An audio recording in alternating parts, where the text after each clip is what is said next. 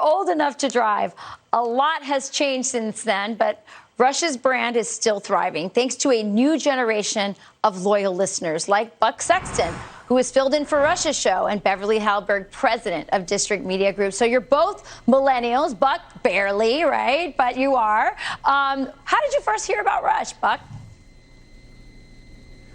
Well, I grew up listening to Rush, and you know, I went into the CIA and I came out and started working in media, and it was always a dream to get a chance to just be on radio, period, after listening to Rush and learning the craft from him. I mean, he's the best. We all know this. People in the business, in the radio business, know he's the best that ever was.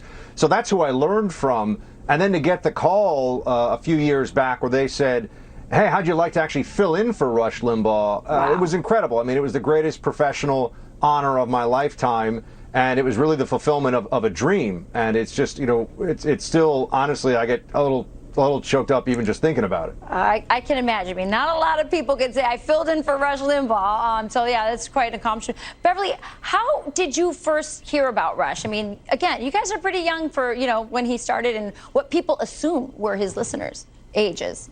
I have to admit, I can't remember a time where I didn't know about Rush because my dad, who picked me up from school every day, always had Rush on the radio. So even though I never met the man personally, I felt like I knew him because he was part of my life day after day, year after year, and decade after decade, even to this day. And I think what's really astonishing about what he was able to do is it was multi-generational, not just older generations, but younger generations listened to him. And here's the reason why. Not only was he able to distill really technical policy issues like welfare policy and tax policy and make it easy to understand, he was able to do that in an entertaining way. And you talk to DC politicians, they have a very hard time breaking down complex issues, but he did that in brilliant ways and really laid the groundwork for the ability to talk about real issues in factual ways on radio and make it interesting at the same time. He's someone who really is leaving a legacy of talk radio still being dominated by conservatives. 100%.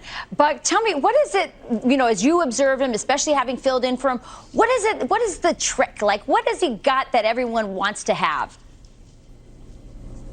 He was just in, honestly, a different league. I mean, everybody in the radio business knows that. We speak about it in kind of we always have in these you know, tones of just, that's the way it is. I think one thing that Rush could do was that he could make millions of people across the country feel like he was having a one-to-one conversation with them, which is an amazing thing when you think about it. Yes, he was an educator, he was an advocate, he was a leader, he was somebody who was a professor of sorts, but he was also a friend. He was a trusted voice for people. He was there for people, especially when there were many days when they felt like this country wasn't going the way they wanted, where they needed that voice.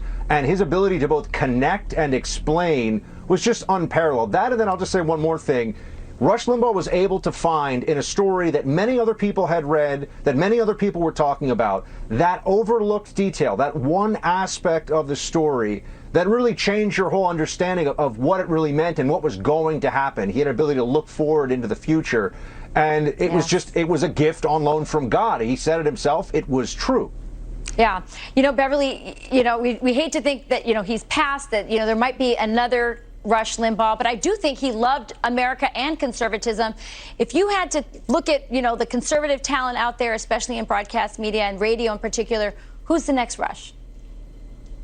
Oh, I think that the reality is that there are so many young people out there who want to fill in this void that he's leaving. It's a massive void, and it's going to take a lot of people. But what I want to even touch on is something that you played earlier, was him focusing on conservative women. He was somebody who lifted up conservative women, including you, Rachel. And I think when it comes to young women, he also provided a way for them to be part of radio as well. Even though liberals often don't think that women can be conservatives, he was able to give them a platform as well. So I think the fact that talk radio is still dominated by conservatives, liberals were never able to do what he did. And he was someone who did mentor people, that we're going to see a lot of conservatives step up and hopefully carry on the mantle.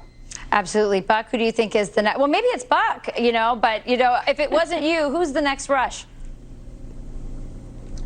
There's only one Rush. There only will ever be one Rush. Of course. And really what he's done, I like to think of Rush as a conservative force multiplier, kind of like special forces do overseas. Yes. Rush Limbaugh has created this whole generation of people, and you can go down a list of great hosts who are doing podcasts now, who are on terrestrial radio, who have their own digital shows, who have shows on Fox News. They're in a business only possible because of Rush, and so he was the grandfather of all this. I mean, he is the ultimate conservative constitutionalist force multiplier. That's what I would say. And thanks to him, I think we do have a much better shot at the future that he would have wanted for this country. I agree 100%. Excellent analysis. Thank you, Buck. Thank you, Beverly. Dana Lash is up next.